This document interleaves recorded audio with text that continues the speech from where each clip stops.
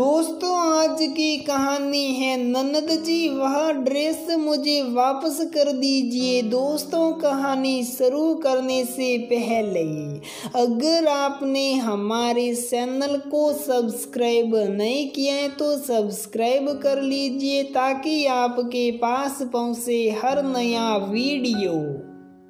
ये लो वर्षा, तुम ये ड्रेस भी ले जाओ, तुम्हारे भैया लाए थे मेरे लिए, मैं तो पहनती नहीं रखी है। सनैया बोली, अरे वाह कितनी सुंदर है, चलो मैं ये सामान पैक कर लूं, कहीं कुछ सूट न जाए। कहते हुए दूसरे कमरे में चली गई वर्षा और सनैया ननद भाभी हैं। वर्षा की माँ की मृत्यु कैंसर की वजह से 3 साल पहले ही हुई थी। सनैया वर्षा को ननद की तरह नहीं मानती थी। सास के जाने के बाद सनैया ने ही वर्षा को बोला, वर्षा कभी मन में कोई हिचकिचाहट मत रखना, माँ गई हैं, भाभी माँ अभी हैं। सनैया ने अपनी बात निभाई भी। सनैया के ससुर भी वही पारंपरिक सोच वाले पिता थे जो अपनी बेटी को कोई तकलीफ न हो या उसको ससुराल में कई मायके की किसी बात या लेने देने में कमी न रह जाए। घर पर भी बहू बेटी का फर्क साफ दिखता था, लेकिन सनैया ये सोच के इग्नोर मार देती थी कि ये तो सलाह आ रहा है। कई बार पिताजी को फोन पर कहते सुना था, वर्षा अभी मैं जिंदा हूँ, तू पूरे रोब से आया कर, अभी तो घर का बड़ा मैं हूँ। बात तो सच थी, घर के बड़े तो थे वो, लेकिन बड़े तब ही बनते थे जब बेटी आने वाली होती थी। बाकी समय में वह घर के बड़े कम मेहमान ज्यादा थे। वर्षा भी अपनी पापा की बातों को हाँ में हाँ मिलाकर मायके में सब कुछ अपने हिसाब से चलाने में माहिर थी। सनैया समझती सब थी लेकिन बोलती नहीं थी, ये सोचकर कि सबकी अपनी अपनी सोच है। हैप्पी बर्थडे वर्षा। सनैया सुबह सुबह वर्षा के कमरे में पहुंची। आज शादी के बाद वर्षा का काफी सालों में पहली बार वर्षा अपने बर्थडे में मायके में थी। सनैया ने पूरी तैयारी कर रखी थी। शाम को सरप्राइज पार्टी भी प्लान की थी अपनी दोस्तों के साथ। सनैया ने बड़े प्यार से कहा, वर्षा आज ना तुम वही ड्रेस पहनना जो मैंने दी, तुम बहुत खूबसूरत लगोगी। वर्षा ने हाँ में हाँ मिलाई। जी भाभी। पिताजी भी कमरे में आए जन्मदिन की शुभकामनाओं के साथ और लिफाफा बढ़ाते हुए बोले, हैप्पी बर्थडे वर्षा, ये तुम्हारे लिए, बाकी मैंने सुमित सनैया का पति से कह दिया है, वह तुम्हें कपड़े दिला देगा। सनैया बोली, मैं चाय ले आती हूँ, नाश्ते में इडली बनेगी, तुम्हें पसंद है ना वर्षा। सनैया बाहर चली गई। जैसे ही वह चाय लेकर पहुंची ही थी दरवाजे के पास की वर्षा के कमरे से, भाभी बहुत चालाक है पापा, शब्द सुनाई दिया। सनैया वहीं रुक गई, दरवाजे के पास ही खड़ी हो गई। तभी आवाज आई, मुझे भैया की लाई ड्रेस कल ही दे दी, उन्हें पसंद नहीं आई होगी, आज बोलती हैं आज तुम वही पहनना। वर्षा, मैंने अभी तो हाँ में हाँ मिला दी, लेकिन अच्छा हुआ जो आपने उनके सामने ही कपड़ा वाली बात कर दी। अब कह दूंगी पापा का मन था कि मैं उनके दिए पैसों से ली हुई ड्रेस पहनूं, ऐसे ही छोटी छोटी चीज दे देती हैं, पता नहीं क्या दिखाना चाहती हैं। अरे तू कौन सा उसके भरोसे हैं, अभी मैं कर रहा हूँ, बाद में सुमित करेगा, वो देना दे क्या फर्क पड़ता है। तेरी माँ होती तो पता नहीं क्या क्या देती, कुछ भी कह ले वर्षा। भाभी भाभी होती हैं और माँ माँ ही होती हैं। पिताजी ने वर्षा को अपना ज्ञान दिया। अनया के आंखों में आंसू आ गए। उसे लगा कि वह तो एक भुलावे में जी रही थी।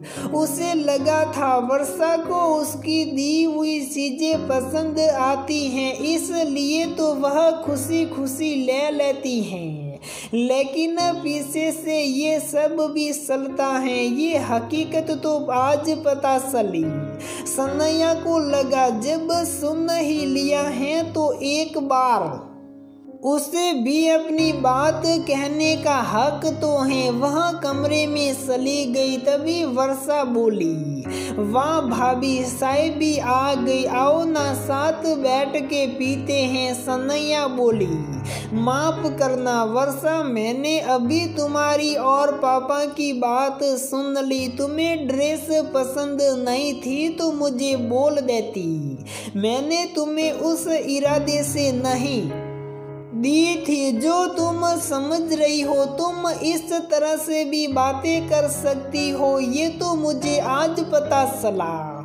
मेरी दोस्तें तुम्हें देखकर हमेशा बोलती थी कि तेरी ननद इतनी भी सीधी नहीं है जैसा तो सोचती है। मैं सोचती थी वह बाहर वाली हैं, उन्हें क्या पता।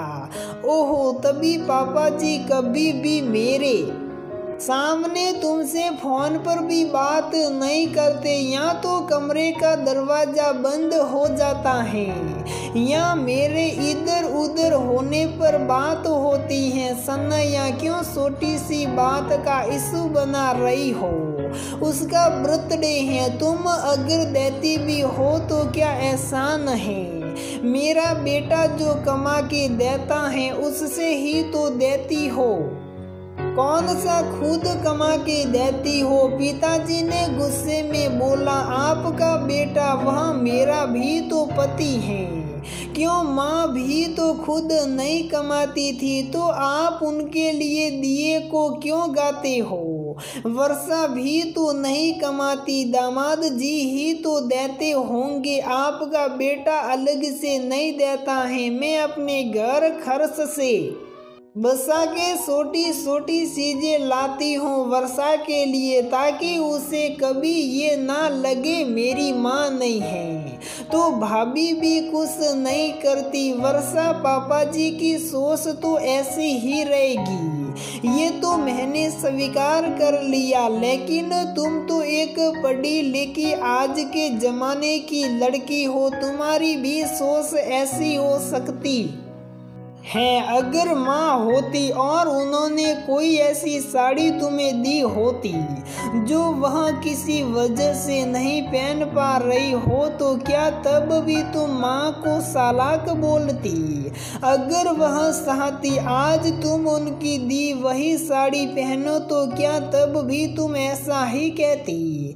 मैंने तो आज तक जो भी सोटा या अपनी चीज तुम्हें दी प्यार के वशीभूत होकर दी, लेकिन तुम इतना सोचोगी ये मुझे पता नहीं था। सनैया बोली, भाभी अब तुम हमारी बात सुन के सुनोगी, सही तो कह रहे हैं पापा, भाभी माँ नहीं हो सकती। वर्षा अपनी एंट में बोली, छोड़ो वर्षा, तुम अब भी वह नहीं समझ पा रही हो जो मैं कहना चाह रही हूँ। वाकई पापा ठीक कह रहे हैं, भाभी माँ नहीं बन सकती, क्योंकि आप बनने भी नहीं दोगी। चलो मैं तो ना एक अच्छी बहू बनी ना भाभी माँ, तो तुम क्या अच्छी बेटी बन पाई। तुम तो मेरे सामने मेरे जैसी और पापा के सामने पापा के जैसी बातें करके अपना उल्लू सीधा कर रही हो।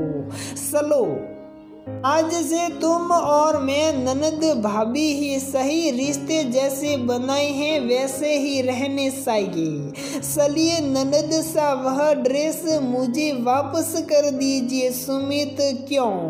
पापा आपको आपकी पसंद के कपड़े दिला लाएंगे। अभी पापा इस घर के बड़े हैं तो सही।